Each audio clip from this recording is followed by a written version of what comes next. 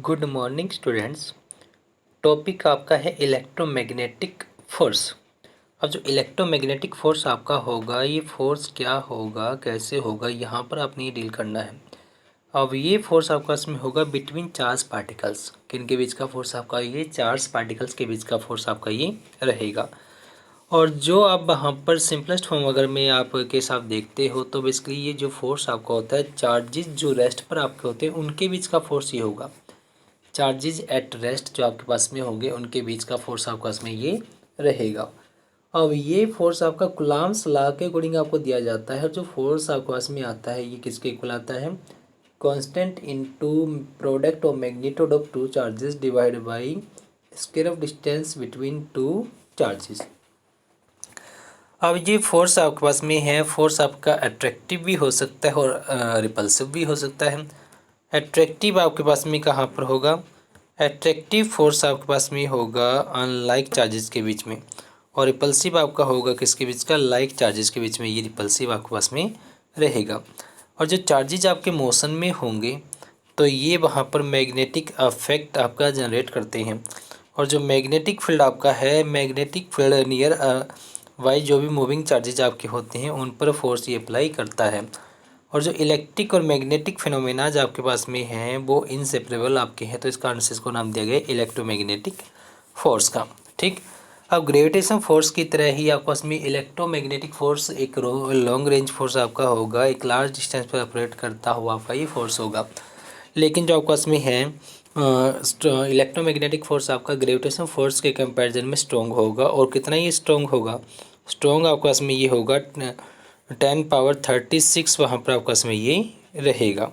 कितना रहेगा आपके पास में ये 10⁻36 आपके पास में ये टाइम वहाँ पर स्ट्रॉन्गर रहेगा। अब जो नेक्स्ट आपने वहाँ पर देखना है, क्या देखना है, जो आप वहाँ पर बताओगे और जो आपने करना है। देखिए जो आपने वहाँ पर बात करनी किसकी, बात अगर आप करते हो वहाँ पर आपके पास में जितने भी आपके पास में मैटर होता है, जो भी आपका मैटर है, बात किसकी करें, बात करें आपके मैटर की। ठीक।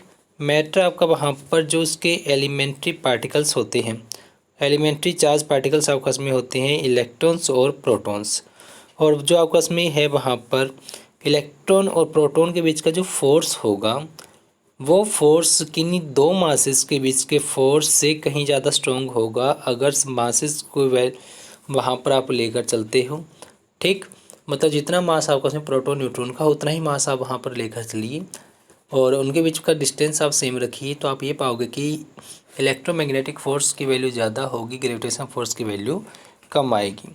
अब जो उससे आपके पास में वहाँ पर बताया गया है, एटॉमिक स्केल के जितने भी आपके फेनोमेनाज होते हैं सब में इलेक्ट्रोमैग्नेटिक फोर्स आपका इन्वॉल्व होता है। ठीक। अब जो नेक्स्ट आपके पास में बताया गया स्ट्रक्चर ऑफ एटम और मोलिकुल जो आपके पास में है वहाँ पर भी आपके पास में इलेक्ट्रोमैग्नेटिक फोर्सेस का रोल होता है।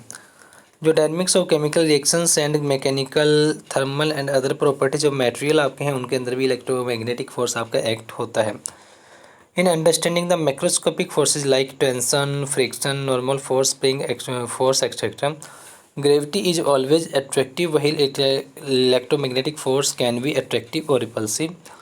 जो ने आपके अब ये यहाँ पर बताए गए हैं, ये बताए गए हैं वहाँ पर आपके पास में इलेक्ट्रोमैग्नेटिक फोर्स और ग्रेविटेशन फोर्स के बीच में कंपैरिजन के पॉइंट आपके हैं।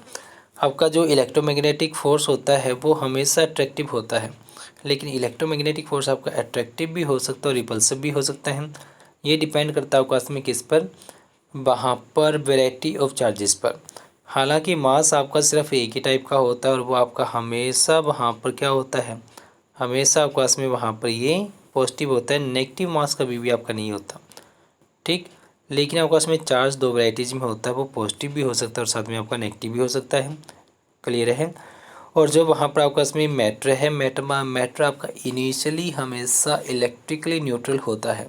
जितना उसके अंदर पॉजिटिव चार्ज होगा उतना ही उसके अंदर नेगेटिव चार्ज होगा, वो इलेक्ट्रिकली न्यूट्रल होता है, नेट चार्ज उसका जीरो रहता है। ठीक। तो जो नेक्स्ट आपके पास में वहाँ पर इलेक्ट्रोमैग्नेटिक फोर्सेज जो आपके पास में होता है वो आपका हमेशा इलेक्ट्रिकल फोर्स आपके पास में हमेशा ज़्यादा होगा ग्रेविटेशनल फोर्सेस से। ठीक। Electric forces manifest itself in atmosphere where the atoms are ionized and that leads to lightning। देखिए जो लाइटनिंग फिनोमेना आप देखते हो, आपने देखा होगा कि ड्यूरिंग थंडरस्टॉर्म या रेन वहाँ पर लाइटनिंग फिनोमेना आकर करती है। ये फिनोमेना बेसिकली आकाश में किसके कारण करती है? चार्जेस का डिस्चार्ज होता है थ्रू क्लाउड्स। क्लाउड्स में क्या होता है? आपके पास में डिस्चार्ज होता है चार्जेस का, उसके कारण आपके पास में लाइटिंग फिनोमेना होती है। अब जो नेक्स्ट आपका है वहाँ पर आपने जो करना है, देखना है। अब देखिए इलेक्ट्रिक फोर्स जो आपका होगा और इलेक्ट्रोमैग्नेटिक फोर्स जो आपका है और साथ में ग्रेविटेशनल जो फोर्स आपका है, उनके बीच में एक और कंपैरिजन बताया गया आपके डेली लाइफ से। देखिए जो आप वहाँ पर करते हो, क्या आप अपने हाथ में बुक उठाकर चल पड़ते हो। जब आप अपने हाथ में बुक उठाकर चलते हो तो आपके हाथ और बुक के बीच में फ्रिक्शन लगता है। फ्रिक्शन के कारण चार्ज क्रिएट होता है और ये चार्ज आपका एक दूसरे के साथ इतना स्ट्रॉन्ग होता है कि आप उसको ग्रेविटेशनल फोर्स के अगेंस्ट बैलेंस कर पाते हो। नॉर्मल रिएक्शन को आप बैलेंस कर देते हो, क्योंकि अगर वो बैलेंस ना करता तो आपके हाथ से बुक नीचे गिर जाती। और जो नेक्स्ट आपको बताया गया है, और अगर आपका इलेक्ट्रोमैग्नेटिक फोर्स आपका वहाँ पर स्ट्रॉन्ग ना होता, किससे? अगर ये स्ट्रॉन्ग ना होता आपके पास में ग्रेविटेशनल फोर्स से, तो जो आपके पास में वहाँ पर कोई वहाँ पर आप किसकी बात करते हो, अगर एक आप हेल्दी पर्सन की भी बात करते हो, ठीक, तो वहाँ पर आप नहीं ईज़िली अपने आप को स्टेबल कर पाते, या आप यूँ कहो कि आप गिर जाते। जो एक फीदर होता है उसको उठाना भी बहुत मुश्किल हो जाता आपके लिए। क्लियर है? और वहाँ पर आप अपने खुद के वेट के कारण भी बड़ा अनकंफर्टेबल अपने आप को फील करते अगर ग्रेविटेशनल फोर्स आपका स्ट्रॉन्ग फोर्स होता। क्योंकि ग्रेविटेशनल फोर्स आपका नेचर का या फिर आपके पास में जितने भी फंडामेंटल फोर्सेज आपके एग्जिस्ट करते हैं, उन सब फोर्सेस का सबसे वीक फोर्स आपका होगा ग्रेविटेशनल फोर्स। अब इससे जो नेक्स्ट फोर्स हमारा है स्ट्रॉन्ग न्यूक्लियर फोर्स, ये हम करेंगे नेक्स्ट पार्ट में। Thank you.